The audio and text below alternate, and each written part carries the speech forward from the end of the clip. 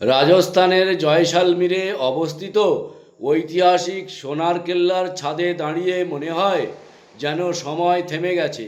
সূর্যের আলো যখন সোনালি বেলে পাথরের গায়ে পড়ে তখন গোটা দুর্গটা সত্যি সোনার মতো ঝলমলিয়ে ওঠে।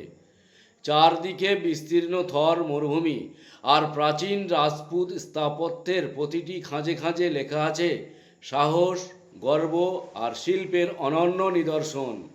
এ কেল্লা শুধু এক প্রাসাদ নয়, এ ভারতবর্ষের গৌরবময় অতীতের এক জীবন্ত দলিল। এই মুহূর্তে দাঁড়িয়ে মনে হয় আমি কেবল একটা দৃশ্য দেখছি না, আমি ছুঁয়ে ফেলেছি ভারতীয় সংস্কৃতির হৃদয়।